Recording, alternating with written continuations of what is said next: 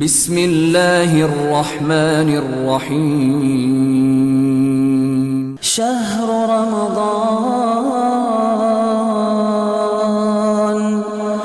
رمضان الذي أنزل فيه القرآن. السلام علیکم ورحمۃ اللہ وبرکاتہ. ان الحمد للہ والصلاة والسلام علی رسول اللہ، اما بعد. معزز حضرات و خواتین، آج آپ کے سامنے 21ویں پارے کا خلاصہ بیان کیا جائے گا، جس میں سورہ عنکبوت، سورہ روم، سورہ لقمان، سورہ سجدہ اور سورہ احزاب کا کچھ حصہ شامل ہے. سورہ عنکبوت کی کچھ آیات یہاں پر آپ کے سامنے آئیں گی، چونکہ اس کا آغاز تو 20ویں پارے میں ہم نے آپ کے سامنے بیان کیا ہے. اس میں ایک بہت اہم آیت سے ہمارا گزر ہوا، جو آیت نمبر 56 ہے، جس میں اللہ سبحانہ وتعالی نے اہل ایمان کو ہجرت کا حکم دیا ہے کہ اے میرے ایماندار بندو، میری زمین بہت کشادہ ہے، سو تم میری ہی عبادت کرو. ایسی جگہ سے ہجرت کریں جہاں اللہ کی عبادت کرنی مشکل ہو اور دین پر قائم رہنا مشکل ہو جائے، جس طرح مسلمانوں نے مکہ سے حبشہ کی طرف اور بعد میں مدینہ کی طرف ہجرت کیا تھا. ہجرت اپنے عقیدہ اور ایمان اور اپنے جان کی سالمیت کے لیے یہ بہت ہی مقدس چیز ہے. ہجرت کئی طریقے سے ہوتی ہے. جو اصل ہجرت ہے، جو ہجرت ہے وہ ہجرت عقیدہ اور ایمان بچانے کی ہے. لیکن اس کے علاوہ اور جو ہجرتیں ہیں وہ کئی قسم کی ہوتی ہیں. اسی لیے اللہ کے نبی صلی اللہ علیہ وسلم نے ارشاد فرمایا کہ جو بھی انسان اس نیت سے ہجرت کرتا ہے کہ اس کے ذریعے سے معیشت کو سدھارا جائے، معیشت کو سنبھالا جائے، تو اللہ تبارک و تعالیٰ اس کی اس ہجرت میں برکت عطا فرماتے ہیں. اور ایک انسان یہ نیت کر کے ہجرت کرتا ہے کہ میں کسی مقام پر جاؤں، وہاں بس جاؤں اور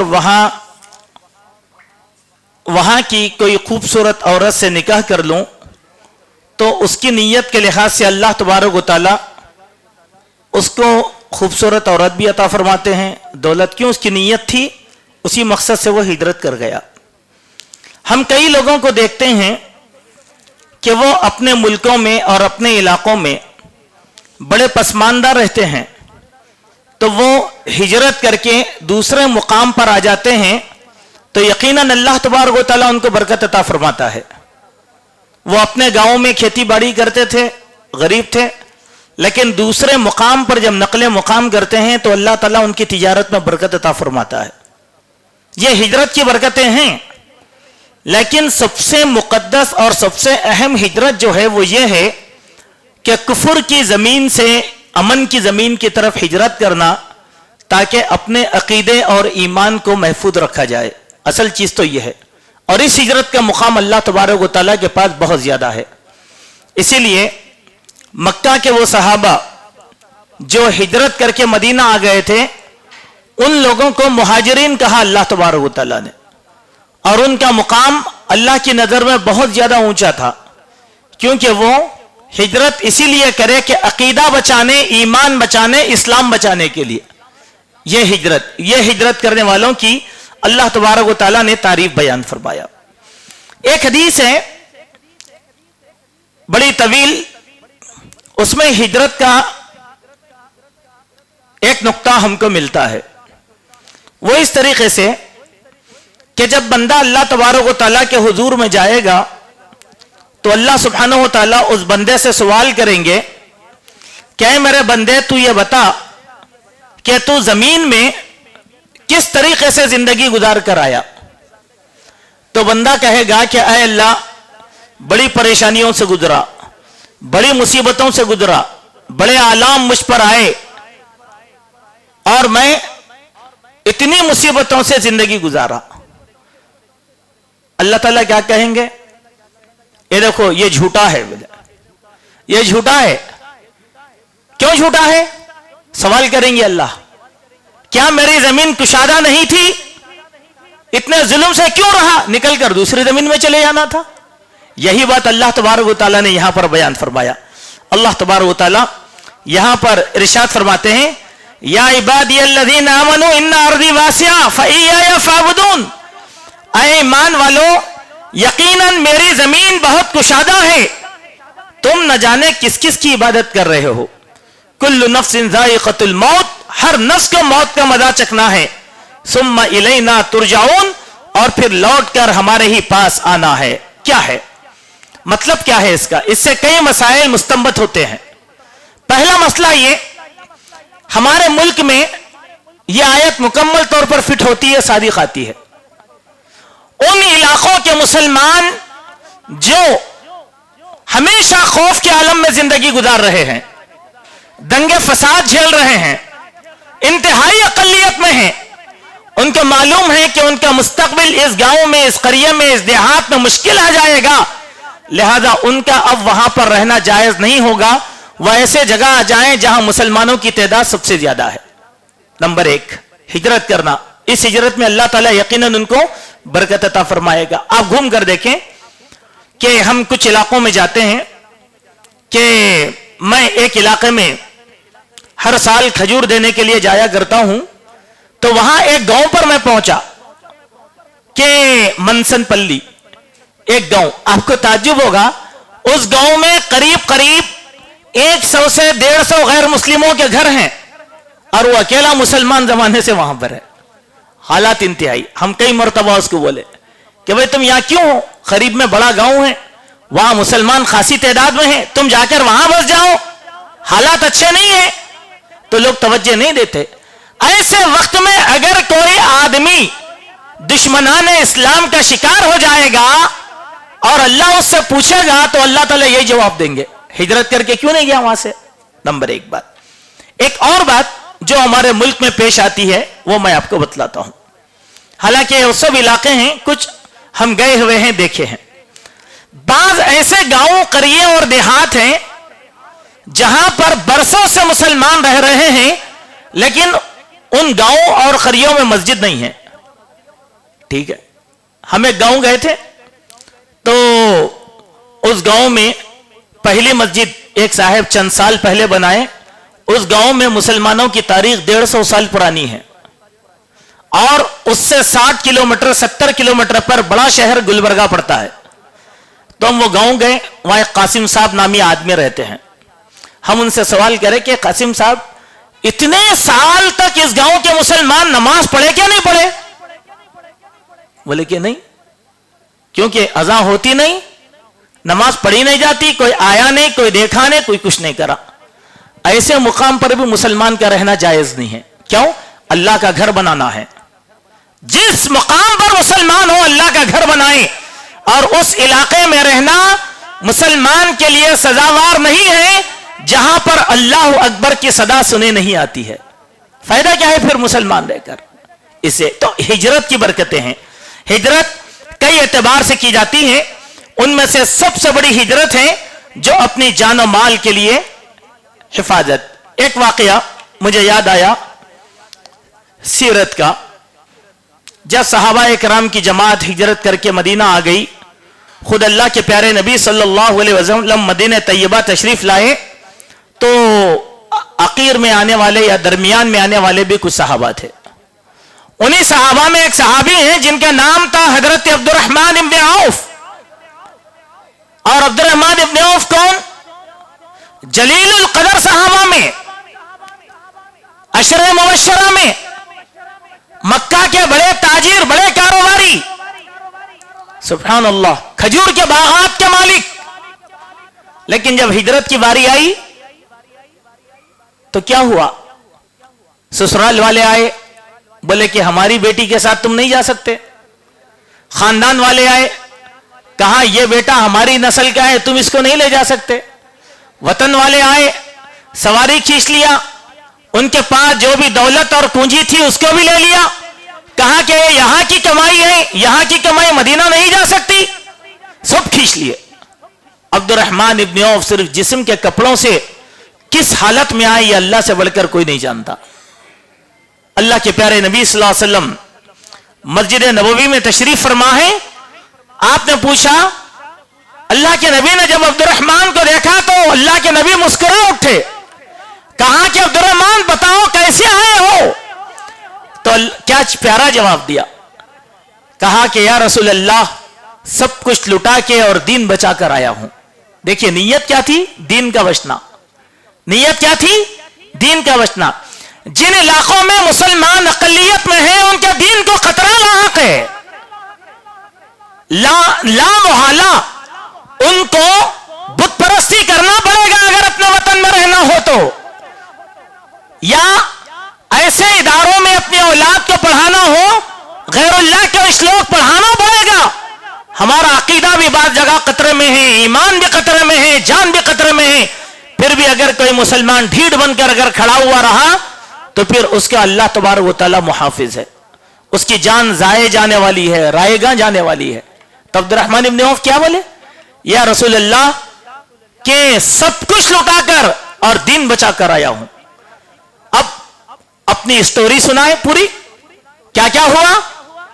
تو دوسرے صحابہ جو بیٹھ کر ان کی کہانی سن رہے تھے اشکبار ہو گئے، جذبات سے مغلوب ہو گئے، اور کہا کہ یا رسول اللہ ہمارے بھائی کا سب کچھ چھین لیا گیا ہے، لہذا یہ میرا مال ہے، اس کے 2 حصے کر کے آدھا عبد الرحمن کو دیجیے، آدھا مجھے دیجیے۔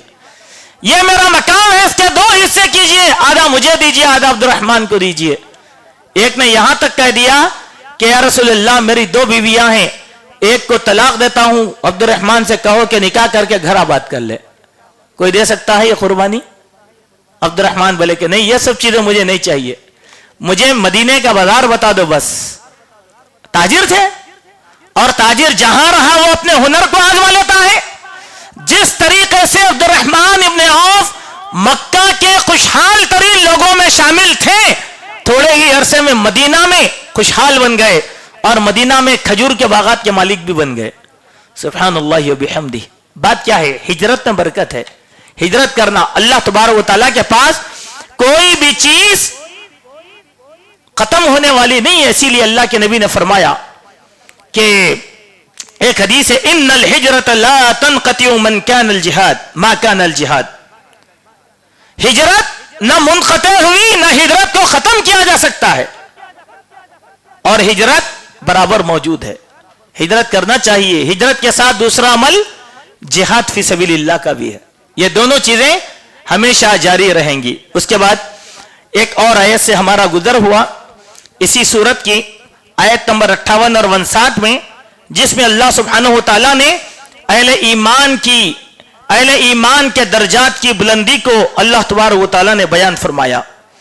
والذین آمنوا وعملوا الصالحات، یقیناً وہ لوگ جو ایمان لائے اور عمل صالح کیے، لنبوئنہم من الجنت غرفا تجری من تحتها الانہار، یقیناً وہ لوگ جو ایمان لائے اور عمل صالح کیے، ہم ان کے درجات کو بلند کریں گے، ان کے لیے جنت کے بالا خانوں میں مہمان نوازی عطا کریں گے، جس کے نیچے سے نہریں بہ رہی ہوں گی، اور یہ ان لوگ کیا بہترین بدلہ ان عاملین کا ہے، اور یہ بدلہ ان کے صبر کی وجہ اور ان کے توکل کی وجہ سے ہم نے ان کو دے رکھا ہے۔ سبحان اللہ، صبر کا بدلہ، اللہ پر یقین کا بدلہ، اللہ تعالیٰ اہل ایمان کے درجات کو بہت بلند فرماتا ہے۔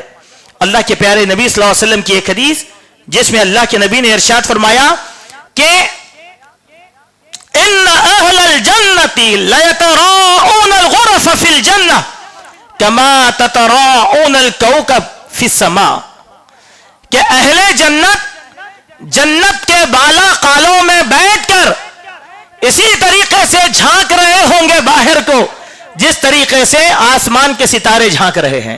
سبحان اللہ, نظارے کر رہے ہوں گے وہ لوگ. اللہ تعالیٰ عیش عطا فرمائے گا, عشرت کی زندگی اللہ تبارک و تعالیٰ ان لوگوں کو عطا فرمایا. اسی لیے میرے مومن بھائیوں, ہمیں ذرا غور کرنا چاہیے کہ ایمان کے ساتھ جو اہم ترین چیز ہے وہ ہے عمل صالح.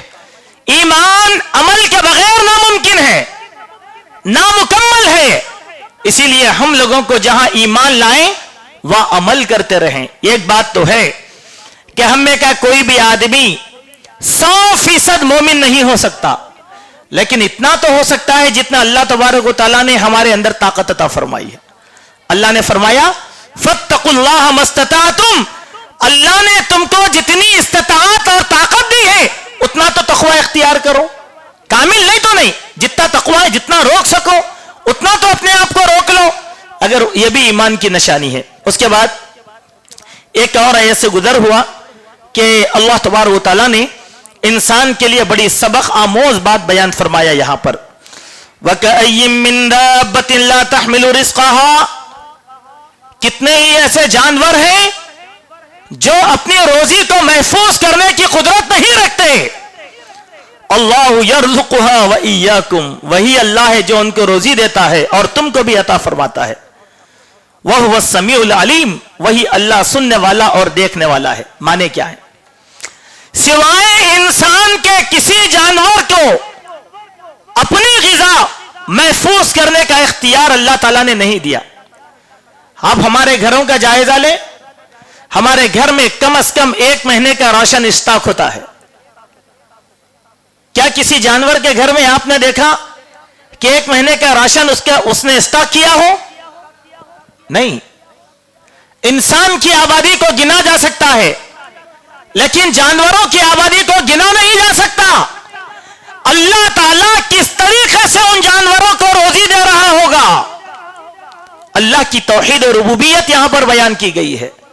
وہ اللہ تم کو بھی کھلا رہا ہے اور ان جانوروں کو بھی کھلا رہا ہے, اور جانور جس کا شمار انسان ہرگز نہیں کر سکتا. آج جو ہم کھا رہے ہیں میرے بھائی, یہ ہماری اپنی محنت کی کمائی نہیں ہوتی, یہ اللہ کا فضل اور اس کی عطا ہے کہ ہم کھا رہے ہیں. جن کے گھروں میں فراغ ہو, خوشحالی ہو, وہ اللہ کے شکر گزار بندے بن کر رہ جائیں, کیونکہ اللہ تبارک و تعالیٰ ان لوگوں کو بہت سی چیزیں کھلا رہا ہے, آسائش میں رکھا ہوا ہے. ان کو محسوس تک نہیں ہوتا کہ وہ کہاں سے آتا ہے اور کہاں جا رہا ہے. سبحان اللہ, یہ اللہ کا فضل ہے, یہ اللہ کا سب سے بڑا فضل ہے. اس کے بعد سورہ سجدہ کا آغاز ہوتا ہے. یہ مکی سورت ہے جس میں 30 آیتیں ہیں. اس سورت کی فضیلت میں ایک حدیث بخاری اور مسلم میں اس طریقے سے بیان کی گئی کہ رسول اکرم صلی اللہ علیہ وسلم جمعہ کے دن فجر کی نماز میں سورہ سجدہ اور سورہ دہر کی تلاوت کیا کرتے تھے. سبحان اللہ. اور یہ اللہ کا فضل و کرم ہے, اہل حدیث کا یہ اعجاز ہے, یا اہل حدیث مساجد کے فضائل میں سے ایک فضیلت یہ ہے کہ اس سنت پر ہر اہل حدیث مسجد میں عمل کیا جاتا ہے. جمعہ کے دن مسجد کا ہر امام سورہ دہر اور سورہ سجدہ کی تلاوت اسی لیے کرتا ہے کہ اللہ کے نبی صلی اللہ علیہ وسلم کی سنت ہے, اور ہم لوگوں کو اللہ کے نبی کی ہر سنت کو اختیار کرنا چاہیے, چونکہ ایک سنت پر عمل کرنے کا ثواب ایک شہید کے ثواب کے برابر اللہ تبارک و تعالیٰ عطا کرنے والا ہے. اسی طریقے سے ترمذی شریف کی ایک حدیث میں آیا کہ حضرت جابر بن عبداللہ رضی اللہ عنہ بیان فرماتے ہیں کہ رسول اللہ صلی اللہ علیہ وسلم جب تک سورہ سجدہ اور سورہ تبارک الذی کی تلاوت نہیں کر لیتے آپ اپنے بستر پر آرام سے سوتے نہیں تھے. یعنی بستر پر جانے کے بعد جو اذکار پڑھنا تھا وہ تو پڑھتے ہیں, لیکن اس کے ساتھ اللہ کے نبی کی عادت شریفہ تھی کہ آپ سورہ سجدہ اور سورہ تبارک الذی 29 پارے کی پہلی سورت اس کو اللہ کے نبی صلی اللہ علیہ وسلم پابندی سے پڑھا کرتے تھے. اس سورت کی اللہ تبارک و تعالیٰ نے اس سورت میں جو بات بیان فرمایا ہے وہ یہ کہ آیت نمبر 12 میں اللہ تعالیٰ ارشاد فرماتے ہیں مجرموں کے بارے میں کہ مجرموں کے متعلق اس بات کی خبر دی جا رہی ہے کہ مجرمین کا مقام آخرت میں کیسا ہوگا، مجرمین کو اللہ تبارک و تعالیٰ آخرت میں کس انجام تک پہنچانے والے ہیں۔ یہ بات اللہ تبارک و تعالیٰ نے یہاں پر سمجھایا ہے کہ جب یہ اپنی آنکھوں سے اللہ کے عذاب کو دیکھ لیں گے تو سر کے بل گر جائیں گے اور کہیں گے کہ اے ہمارے رب، ہم نے تیرا عذاب دیکھ لیا اور سن لیا، ہم کو دنیا میں تو لوٹا دے تاکہ عمل صالح کریں۔ اللہ تبارک و تعالیٰ انہیں دھتکار دے گا اور کہے گا کہ اگر ہمیں ہدایت دینا مقصود ہوتا تو ہم ہر نفس کو ہدایت دے دیتے، لیکن ہمارا قول سچ اور حق ہے کہ ہم اس جہنم کو بہت سے انسانوں اور جنوں سے بھر دیں گے۔ اللہ اکبر۔ دنیا میں جب ہدایت آ گئی تو دنیا کی اس ہدایت پر عمل کر لینا یہ انسان کے لیے ضروری ہے۔ اگر انسان نے اس ہدایت پر عمل نہیں کیا تو یہ انسان کا خسارہ ہے۔ دیکھ کر ایمان لانے کی بات کہیں، مثال کے طور پر آپ دیکھیں گے کہ ایک طالب علم ہے، محنت کر کے نہیں آیا اور وہ امتحان میں بیٹھ گیا تو کیا وہ پرچہ دے سکتا ہے؟ نہیں۔ بعد میں اگر آپ ممتحن سے کہیں کہ آپ اپنا میرا پرچہ مجھے دے دیجئے، میں محنت کر کے جو ہے کامیاب ہو جاؤں گا اور آپ کو یہ چیز لوٹا دوں گا، تو آپ ذرا بتلائیے کیا وہ ممتحن ہمارے لیے تیار ہو جائے گا کہ ہم جو ہیں وہ ہم کو دے دے گا اور ہم اچھا پرچہ لکھ کے اس کو دے دیں گے؟ نہیں۔ وقت چلے گیا، اب وقت کیا ہے؟ اب یا تو جنت کا وقت ہے یا تو جہنم کا فیصلہ ہے، دو میں سے کوئی چیز نہیں۔ جب لوگ مانگیں گے تو اللہ تبارک و تعالیٰ ان لوگوں کو مہلت عطا نہیں فرمائے گا۔ اس کے بعد سورہ روم کا آغاز یہاں پر ہوتا ہے کہ سورہ روم دراصل ایک ملک کا نام ہے جو ایک زمانے کی اہل کتاب کی سلطنت تھی، اہل کتاب کی ریاست تھی، اور مسلمانوں کو اس ریاست سے محبت تھی، اور مورخین نے اس کا پس منظر یہ بیان کیا کہ ایران کے بادشاہ خسرو پرویز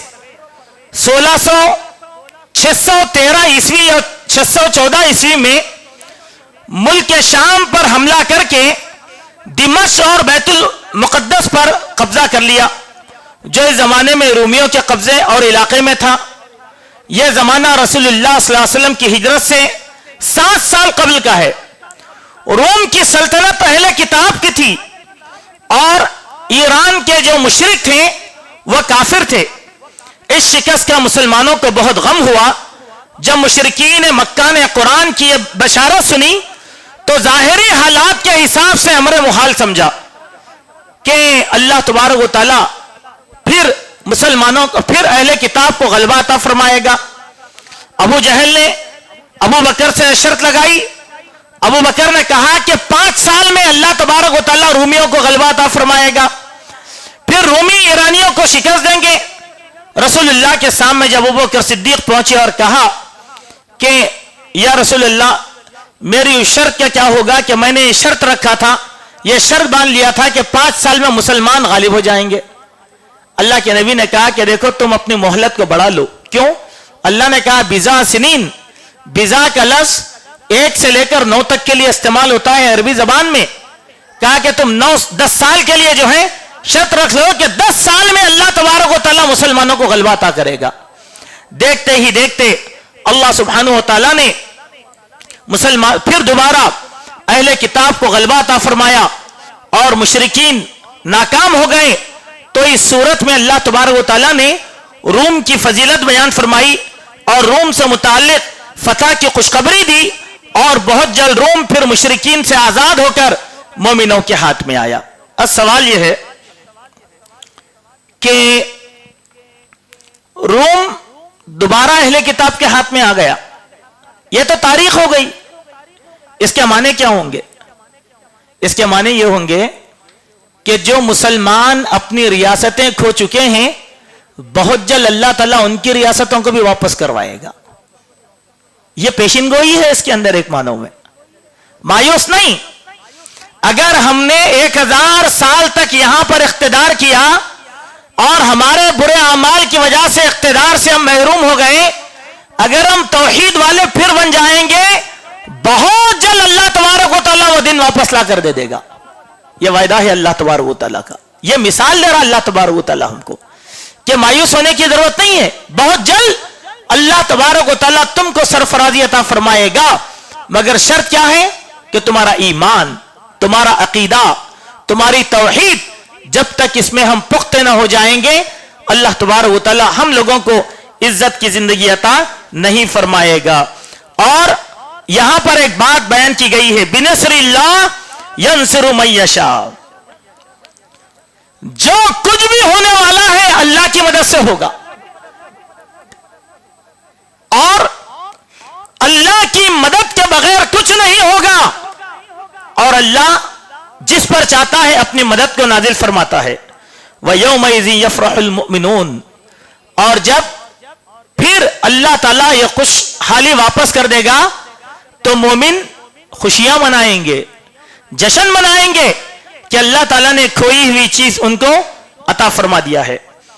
دوران درس مجھے ایک فلسفہ یاد آ رہا تھا کہ وہ فلسفہ میں آپ کے سامنے رکھتا ہوں تاکہ آج کے ان حالات کے ضمن میں وہ فلسفہ بھی ہمارے سامنے رہے. ابن خلدون کا ایک فلسفہ ہے. علامہ ابن خلدون تاریخ کے بہت بڑے انسان گزرے ہیں, تو ان کی کتاب بھی گزری مقدمہ ابن خلدون, دینی مدرسوں میں پڑھائی جاتی ہے. بڑی پیشین گوئیاں اس کے اندر ہیں.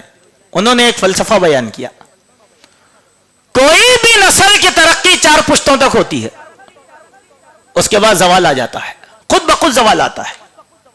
اسی طریقے سے جیسے انسان کے بنائے ہوئے نظریات, اس کی ایک مدت ہوتی ہے قائم رہنے کی, جب وہ انسان ختم ہو جاتا ہے, وہ منہج ختم ہو جاتا ہے, وہ نظریہ خود بخود ٹوٹ جاتا ہے. آپ دیکھیں کہ فرعون کا نظریہ تھا, فرعون ختم ہو گیا, اس کا نظریہ بھی ختم ہو گیا. ایسے تاریخ میں بہت سے لوگ گزرے ہیں. نئی صدیوں میں اگر آپ دیکھیں گے, پچھلی 2 صدیوں میں مارکسزم آیا, پورے رشیا کو اپنی آغوش میں لے لیا. پورا رشیا, وہ رشیا جو اسلامی سلطنت کا دارالخلافہ, دارالعلم سمجھا جاتا تھا, وہاں سے کمیونسٹوں نے مسلمانوں کو ختم کیا. مگر کمیونسٹ نظریہ رشیا میں کب تک برقرار رہا؟ 70 سال تک. 70 سال کے بعد رشیا کا سقوط ہو گیا, پارا پارا ہو گیا, انسانی نظریہ ختم. پھر سوشلزم آیا, 60-70 سال حکمرانی کی, وہ بھی ختم. ہر انسانی نظریے کی ایک مدت ہوتی ہے اور وہ سارے کے سارے نظریات ختم ہو جاتے ہیں. اسی لیے مسلمان کسی نظریات کا پابند نہیں ہے, وہ احکام الہی کا پابند ہے. اسی لیے لوگ کیا چاہتے ہیں, آج ہی میں ایک صاحب کا بیان سنا جو یہ کہہ رہے تھے کہ ہم کو مسلمانوں سے دشمنی نہیں ہے اور نہ مسلمانوں سے خطرہ ہے, بلکہ اسلام سے خطرہ ہے.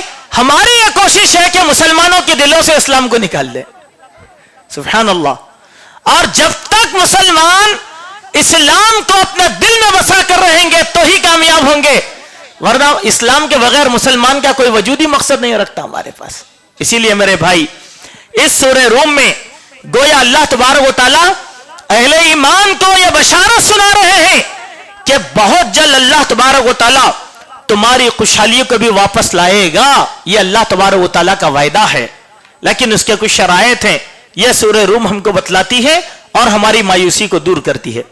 اس کی آیت نمبر 9 اور 10 سے ہمارا گزر ہوا, جس میں اللہ تعالیٰ نے ہم کو حکم دیا کہ اولم یسیروا فی الارض فینظروا کیف کان عاقبۃ الذین من قبلہم. زمین میں گھومو اور پھرو, سیر و تفریح کرو. کیوں سیر و تفریح نہیں کرتے ہو؟ مگر سیر و تفریح کا مقصد کیا ہے؟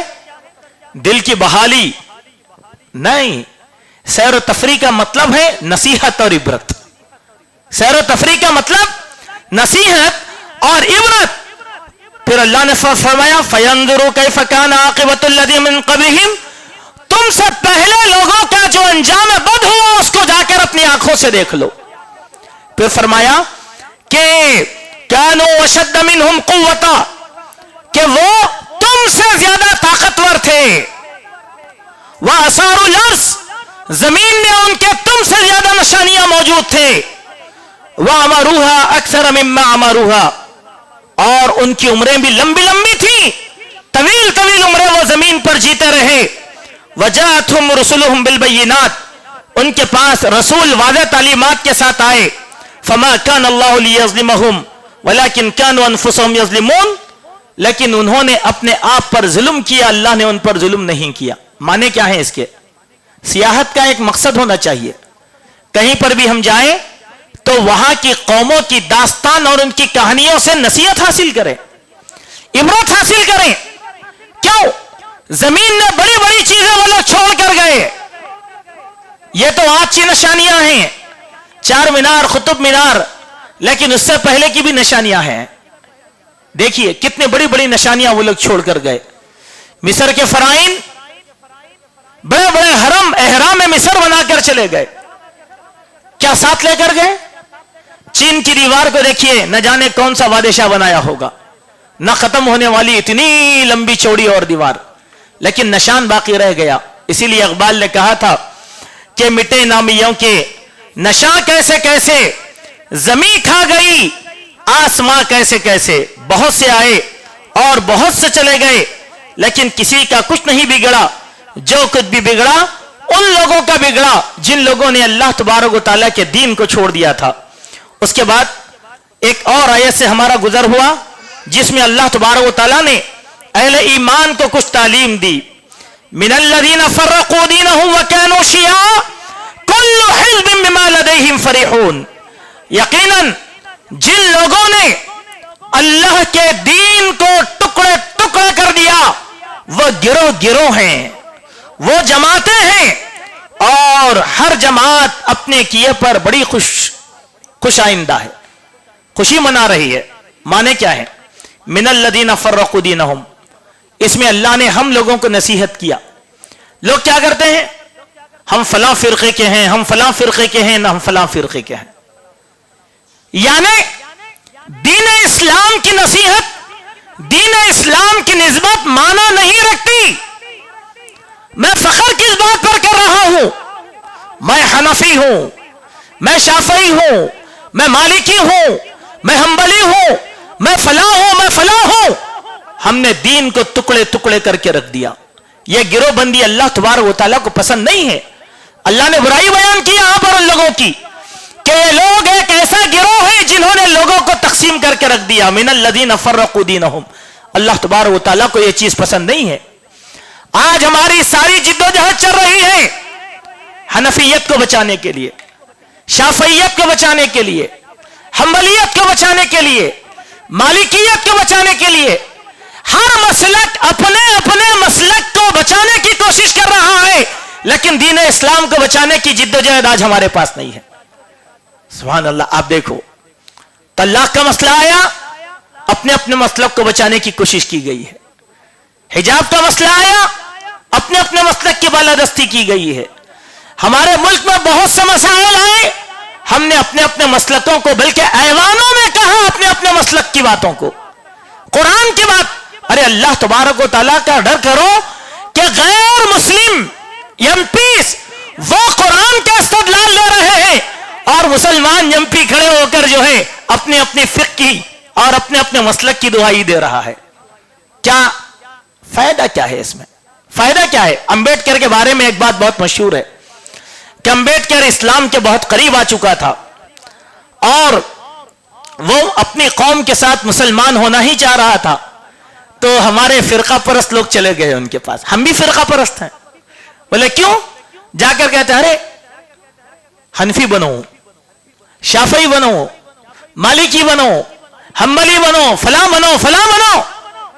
अल्लाह अकबर। क्या मुसलमान बनो बोलकर हम दावत दे रहे हैं? मोमिन बनो बोलकर हम दावत दे रहे हैं? अंबेडकर ने सोचा, अरे वहां पर दलित, आदिवासी, नीच ऊंच वहां की तकसीम से तंग आकर यहां आ रहे थे, अब क्या यहां की तकसीम में भी हमको वही जिल्लत मिलने वाली है? लिहाजा वो लोग क्या किए? क्रिश्चियन बन गए, बुद्धिस्ट बन गए, लेकिन मुसलमान नहीं बने।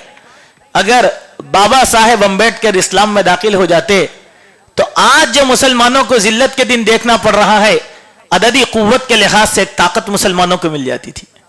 आदिवासी और दलित सारे के सारे मुसलमान हो जाते थे, लेकिन हमारी फिरका बंदियों ने इनको दिन से बरगश्ता करके रख दिया। इसीलिए मेरे मोमिन भाइयों, किसी मसलक के नाम की कोई अहमियत नहीं है हमारे पास। अल्लाह तबारक व तआला मसलक के नाम पर हमको क़यामत के दिन उठाने वाला नहीं है। कब्र में जो सवाल किया जाएगा वो मसलक के बारे में सवाल नहीं किया जाएगा, वो दीन इस्लाम के बारे में सवाल किया जाएगा। फिर हम कहां मसलकों पर खुश हो रहे हैं? नहीं, अल्लाह ताला ने इस नजरिए की नफी की और हमको इस नजरिए से बालातर होकर हम सब लोगों को इस्लाम की आगोश में आना है और इस्लाम की बात को मानना है और इस्लाम की बात को सुनना है और दीन इस्लाम पर अमल करना ही हम लोगों को जो है हर किस्म के शर से महफूज रखेगा। उसके बाद आयत नंबर 39 से हमारा गुजर हुआ, जिसमें अल्लाह सुब्हानहू व तआला ने सूद की मजम्मत बयान फरमाई। सूद क्या है? सूद अल्लाह और उसके रसूल के खिलाफ ऐलान जंग, और कोई भी इंसान अल्लाह और उसके रसूल के खिलाफ ऐलान करके कामयाब नहीं हो सकता। अल्लाह ने फरमाया, वमा आतैतुम मिन रिबल लियरबू फी अम्वालिन नास वला यरबु इंदल्लाह, कि तो जो कुछ तुम सूद ले रहे हो और उस सूद से मुताल्लिक तुम्हारा यह नजरिया है कि इसके जरिए से मैं मालदार बन रहा हूं, यह मत समझो अल्लाह के नजदीक तुम्हारा कोई माल में इजाफा नहीं हो रहा है, बल्कि सूद तुमको घाटा दर घाटा पहुंचा रहा है, नुकसान दर नुकसान पहुंचाता है।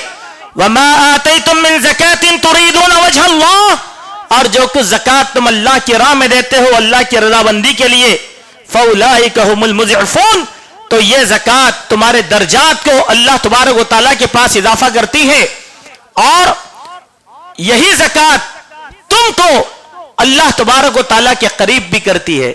माने क्या है? यहां एक इल्लत है, सूद का निजाम खत्म होगा जब ज़कात का निजाम कायम किया जाएगा। जब तक ज़कात का निजाम कायम नहीं किया जाएगा उस वक्त तक सूद को शिकस्त देना यह नामुमकिन रहेगा।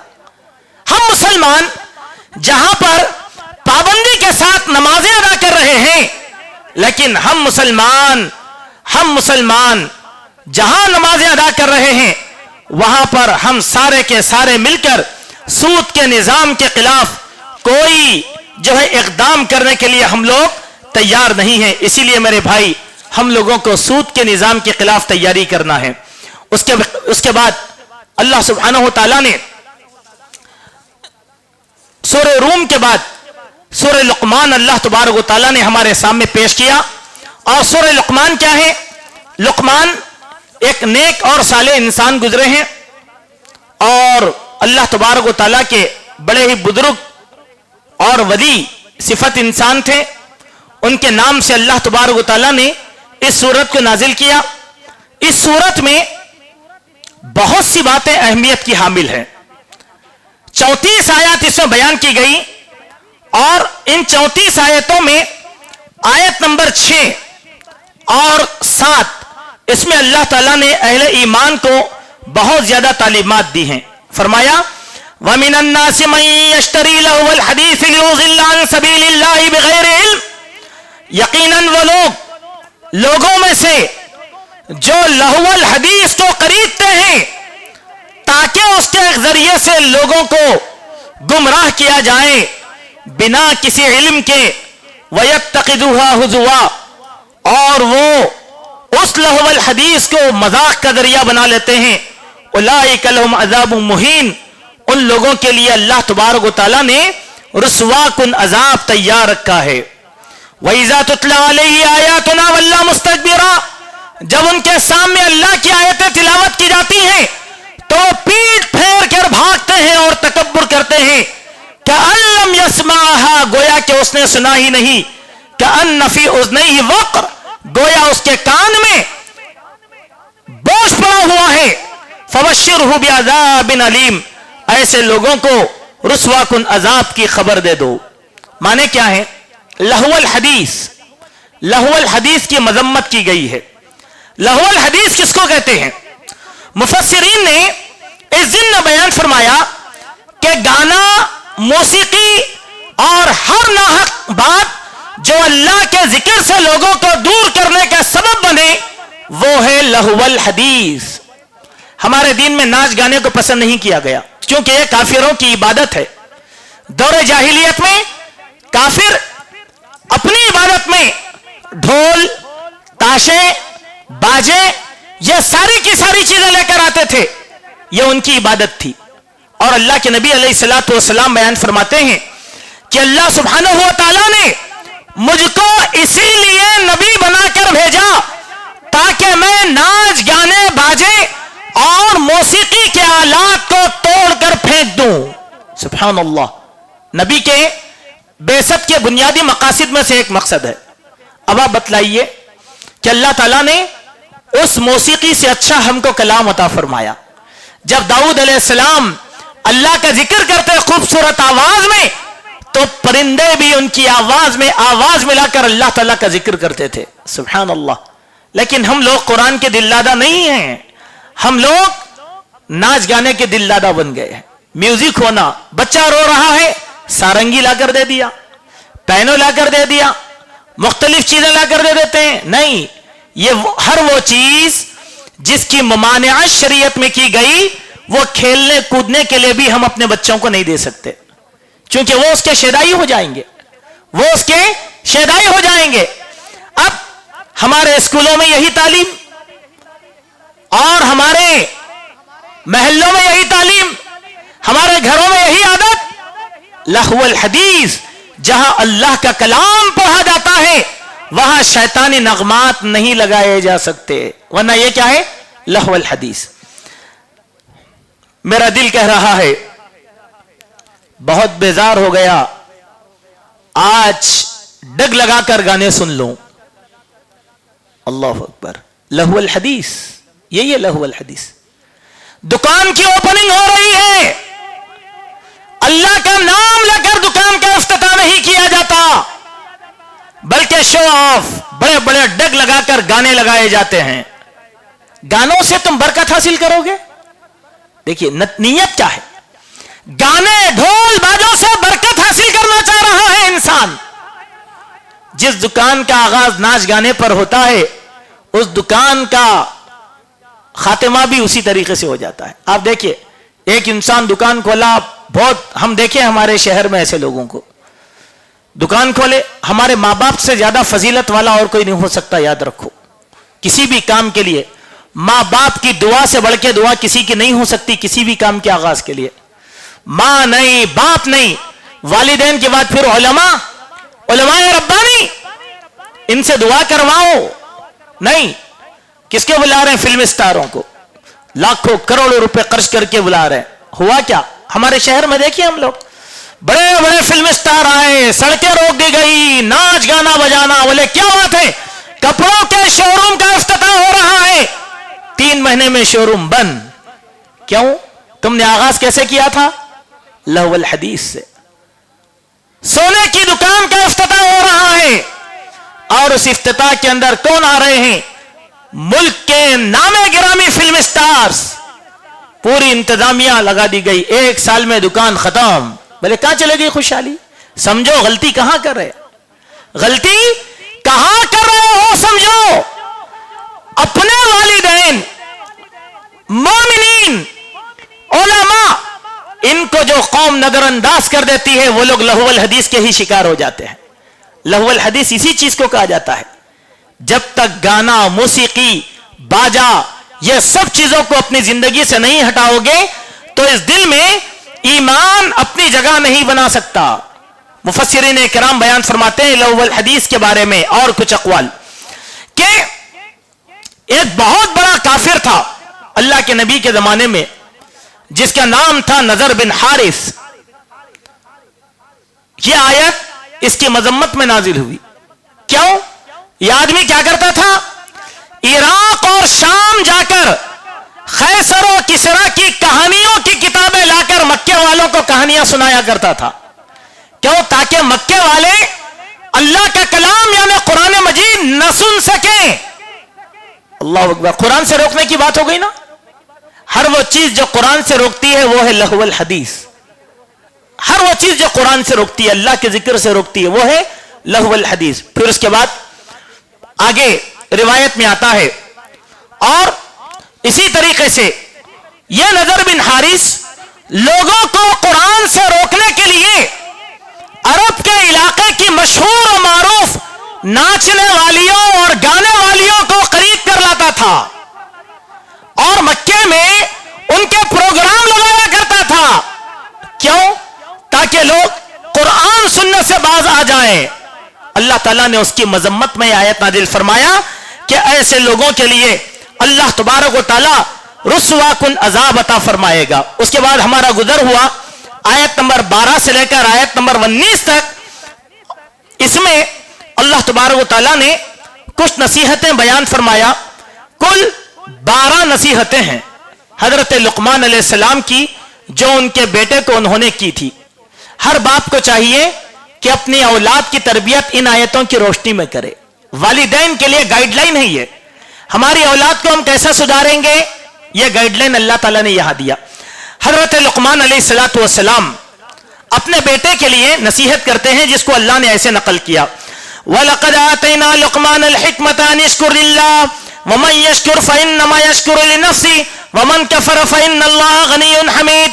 हमने लुकमान को हिकमत और दानाई अता फरमाया और इस तरीके से हिकमत और दानाई अता फरमाया कि वो अल्लाह की शुक्रगुजारी बजा लाए। चूंकि जो इंसान अल्लाह का शुक्रगुजार बनता है तो वो अपना शुक्रगुजार बनता है, और जो अल्लाह का नाशुक्रा बनता है तो वो कुफरान नेमत करता है।